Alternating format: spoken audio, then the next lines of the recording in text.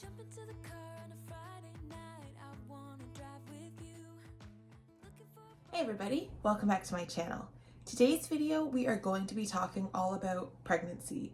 So I am currently 25 weeks pregnant with our little girl, and so I'm over the halfway mark. There's a lot of things that they don't tell you about pregnancy until you experience it when you get pregnant, and then you're kind of just sitting there like, wait, what is going on?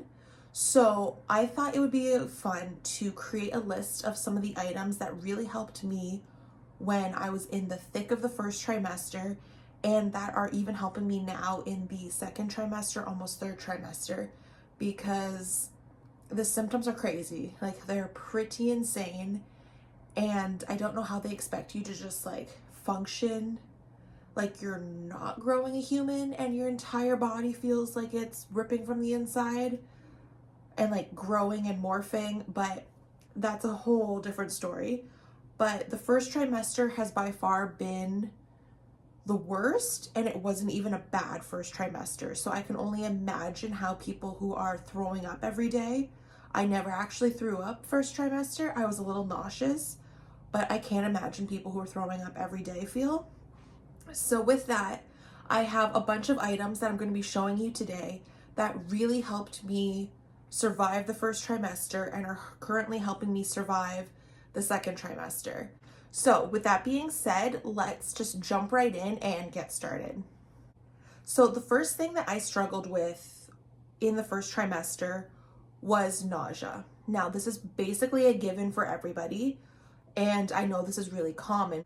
What nobody told me would happen is that you're either so nauseous you can't take a prenatal, or you take a prenatal and the prenatal makes you really, really nauseous.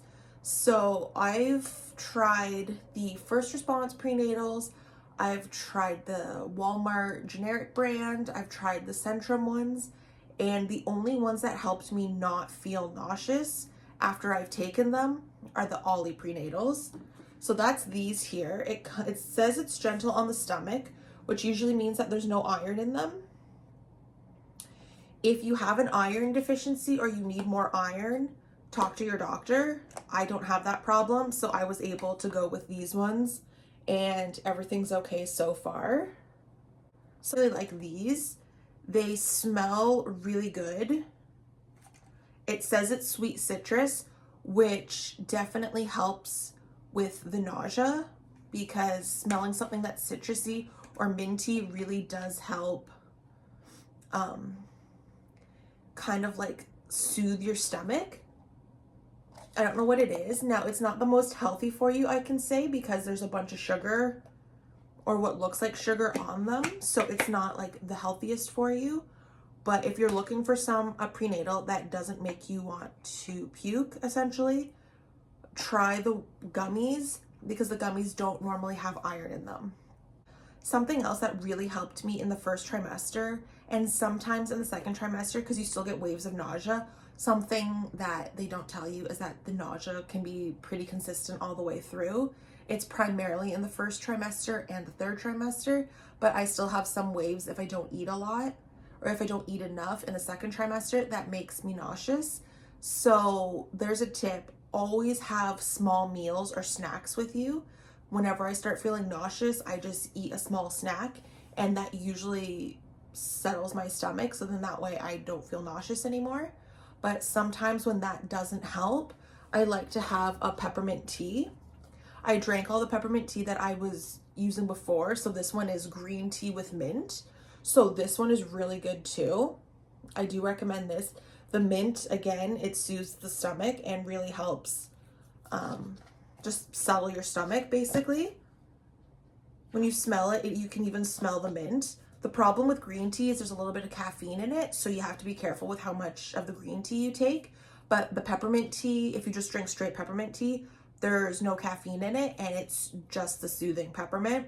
So I recommend you getting peppermint tea. I don't know of a specific brand that's better than the other. I usually just go with Tetley or whatever's on sale at the local grocery store. But peppermint tea definitely helps with nausea. So try that out if you're feeling nauseous. So along the lines of peppermint, I have a peppermint essential oil that I use in the first trimester of being pregnant. It's designed to help relieve headaches. It's from the brand Sage. This one is not it because I've used it all and I haven't needed to repurchase it since then. So I don't have the container anymore, but I have a container of another scented essential oil that is the exact same packaging, the exact same thing, except the one that I was using was peppermint. So it comes in a container like this, and it's a roller ball. So the idea is, it was designed for headaches. So the idea is you're supposed to put it on your temples and it helps relieve the headaches. But because it's peppermint, it helps also relieve nausea. So I would put it either on like my wrists, or I would put it like here, or even on my temples, and it would help subside the nauseous feeling. So talk to your doctor if that is something that you might be interested in. Again, I only used it a few times because I wasn't sure how safe it was, but the smell of the peppermint really distracted my brain from the fact that I was nauseous.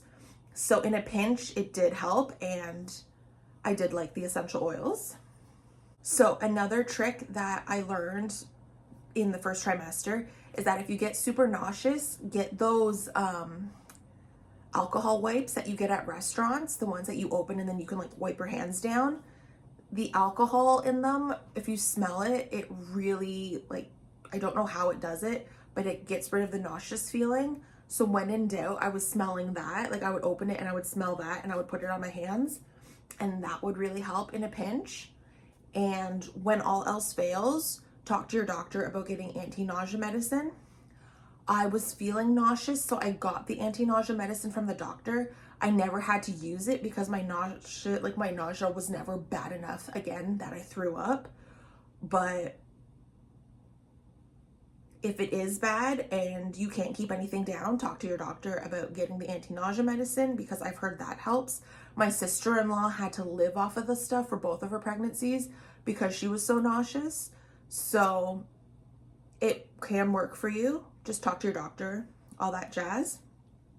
The thing that I did religiously every morning for 3 months, every time I felt nauseous, I would eat Jolly Ranchers. So the hard candy Jolly Ranchers, I don't know what it is. I would feel nauseous. I would put it in my mouth, and I don't know if it was the sugar, it gave my body like a little bit of energy, or if it was the sourness that kind of settled my stomach. But when I was starting to feel nauseous, because there's a point where you're starting to feel nauseous and certain things will work, and if you've passed that certain threshold, you have to go to other things. So the Jolly Ranchers was like the first step when I started to feel nauseous. So I'm driving to work, I'm feeling nauseous, I would pop a Jolly Rancher and it would help in most cases. So tip, something sour, like you can get those Prego Pops from Amazon. I thought they were way too expensive, and Jolly Ranchers were cheaper and did the exact same thing for me. But if Jolly Ranchers don't work, you can get Prego Pops, and there's like ginger chews, and there's a bunch of other things that'll help with the nausea too. But those are just some of the things that I did to help relieve nausea in the first trimester, because I underestimated how nauseous I would be. And I'm actually shocked. That's a lie. Maybe I threw up once. I think I only threw up once, and that was because I had just woken up and I was so hungry and my stomach was so empty and I was like really, really queasy. So if you're nauseous, try some of those tips and hopefully they help. And if you have any other tips down below or any other items, definitely let us know so we can like share the knowledge and share the love with our other fellow mamas. So the other item is kind of basic and everybody knows about it, but it's just the fact that you have to drink a lot more water while you're pregnant than you do normally. So with that being said, I got this water bottle like recently, but I've been living off of water bottles. I have my Stanleys, I have my Owala tumblers, and I basically just fill it up with ice, and I'm just refilling it all day, every day, and I'm just chugging it, and I'm drinking as much water as possible, because you need to be drinking a lot of water and staying hydrated to make sure that both you and baby are safe and healthy. So get yourself a water bottle that you can just have with you at all times, and yeah, you'll stay hydrated and you'll feel a lot better. Because I did notice as well that the more water I drank, the less exhausted, the less drained, the less depleted, and the less nauseous I felt.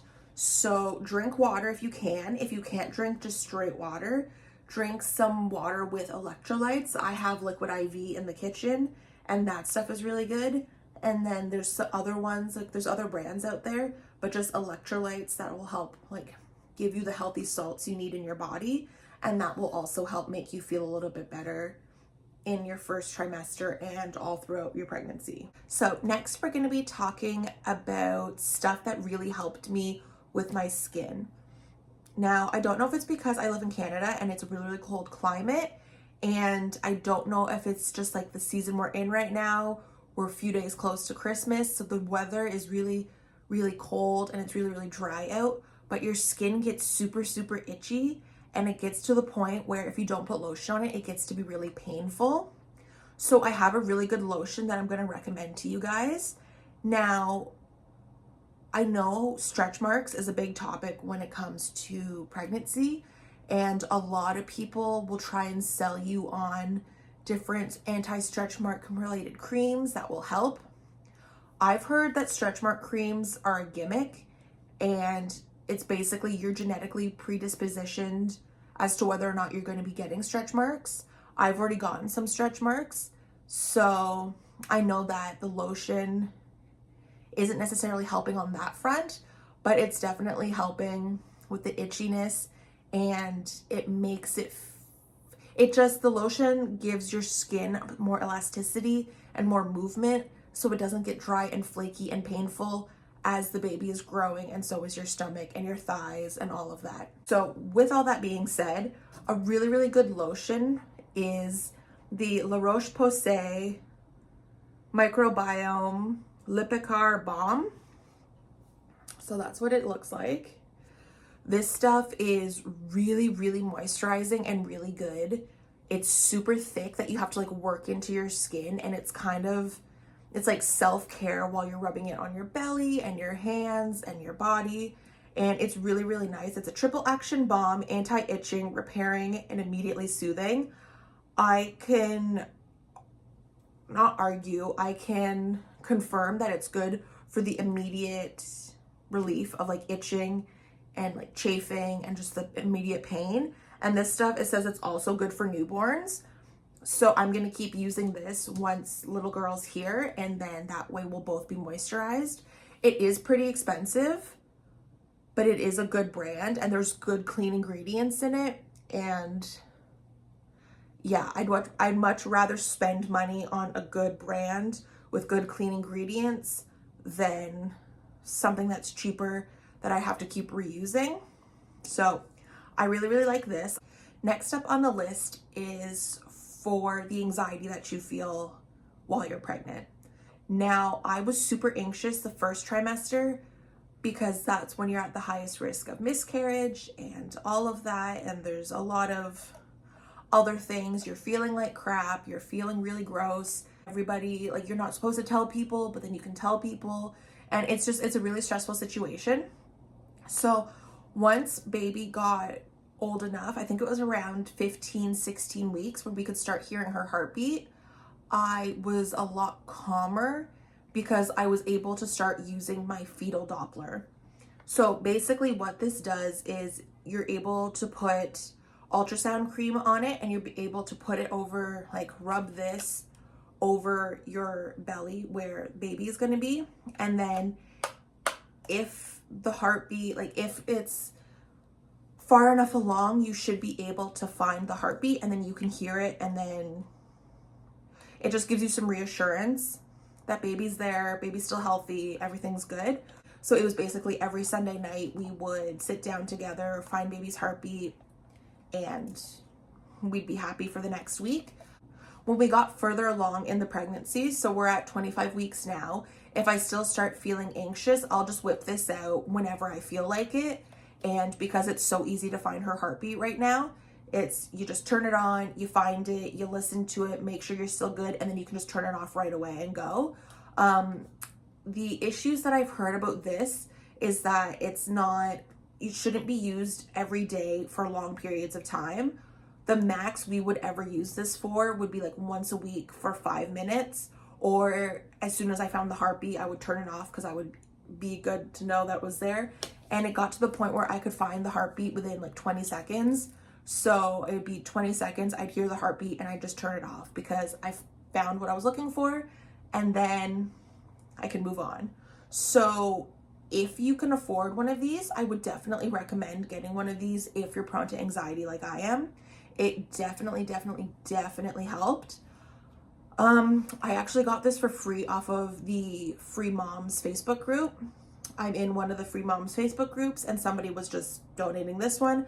So I picked it up even before I was pregnant, and my friend was able to use it for her entire pregnancy. And then when I got pregnant, she just gave it back to me. So yeah, so 2 babies have been heard with this thing. We didn't have to pay anything for it. So definitely check out your Facebook free groups. And I don't even think it's that expensive on Amazon. So if you are prone to anxiety and you think that being able to hear the heartbeat will help, I definitely recommend a baby fetal Doppler. But just know that if you do it before, I think it's like 14 weeks, the chances of you finding the heartbeat are very slim. And that can also be very anxiety inducing. So do your research before you purchase it and you give it a try.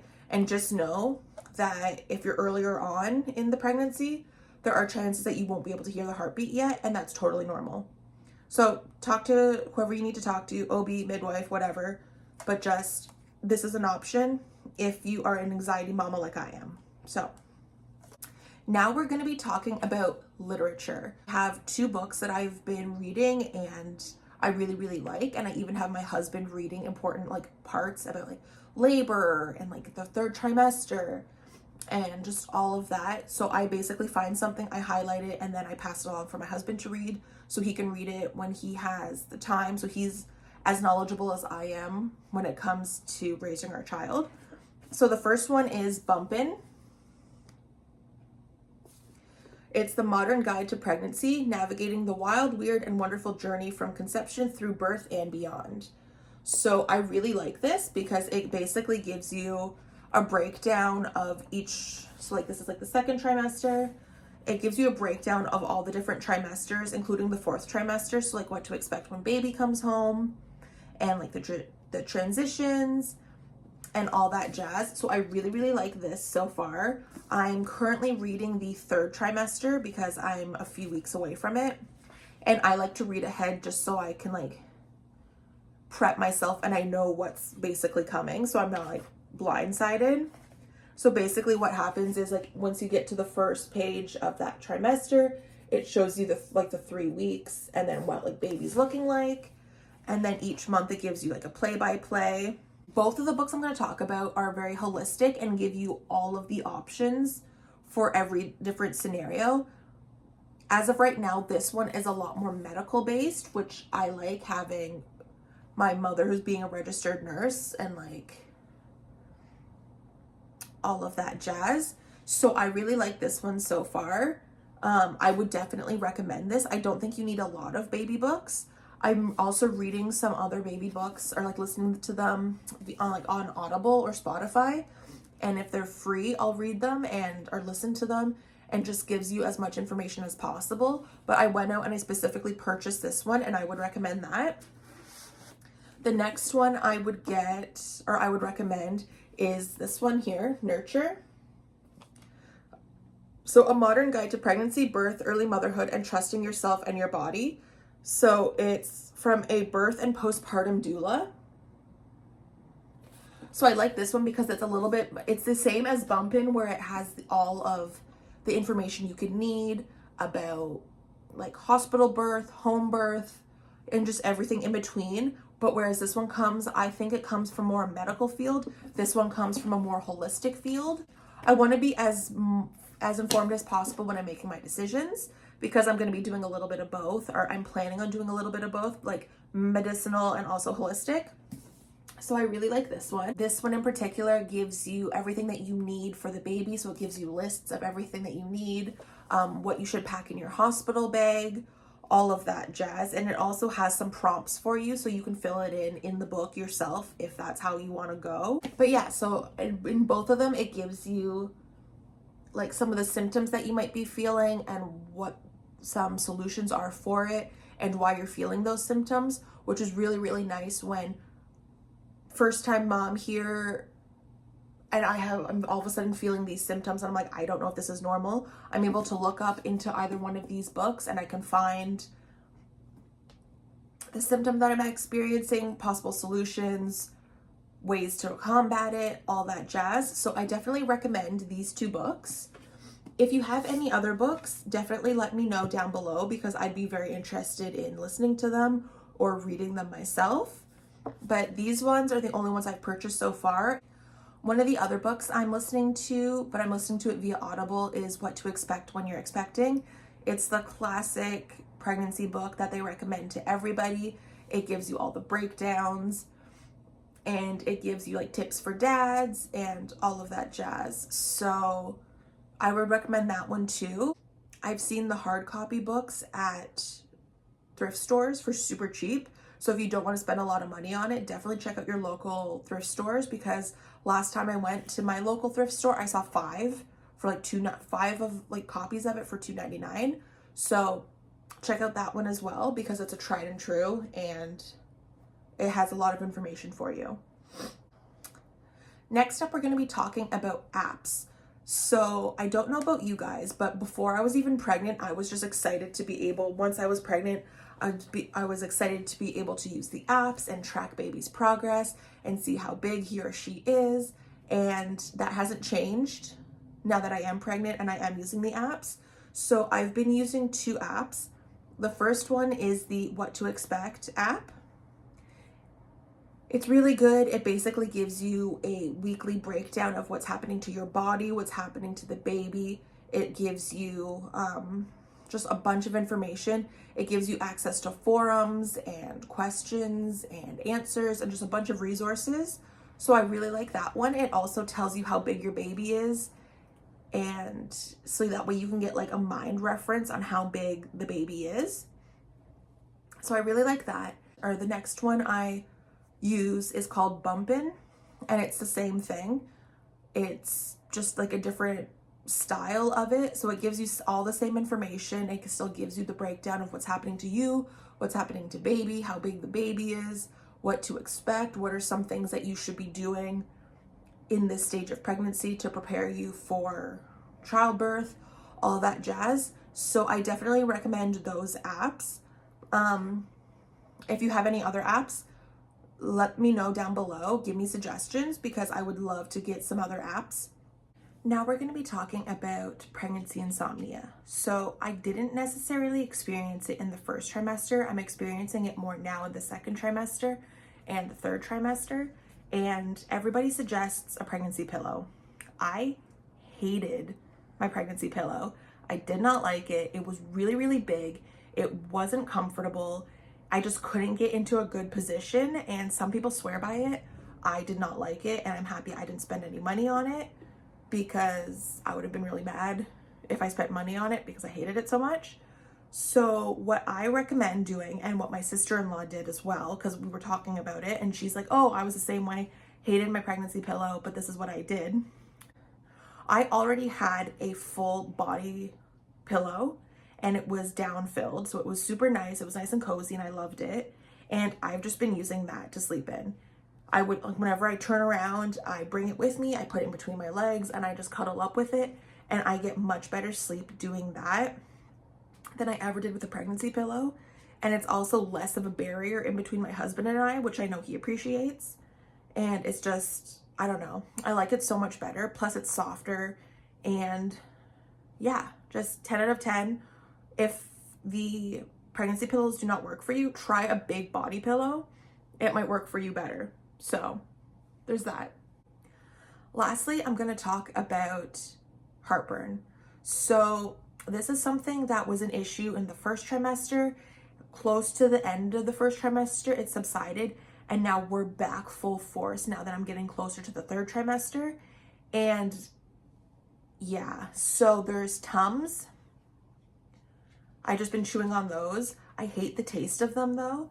So my doctor prescribed me just like a regular heartburn medication that I can take 1 pill a day. I take it and then I don't have to take the Tums. So whenever my heartburn gets really, really bad, I take that 1 pill. Some days I don't have to take anything because my heartburn's not bad. It also just depends on the food I eat, but definitely recommend Tums because I know that that is pregnancy safe. And then talk to your doctor about getting some sort of like prescription if you want to go that route. I did because I'm like, I'm not going to be in pain while pregnant because you already can't take Advil and Tylenol does nothing for me. So I'm like, I'm going to take what I can to make me feel good.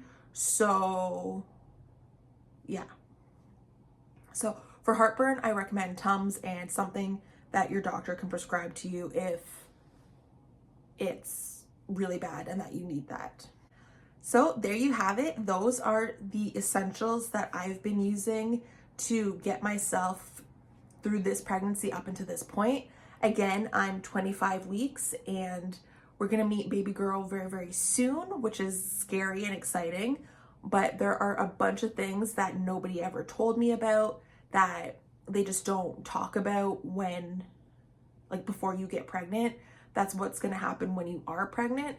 So hopefully this list and this breakdown gave you some ideas of different ways or different items that you might need if you're either pregnant now in the beginning stages or you're planning on getting pregnant in the future. You can kind of like stock up on some of these items.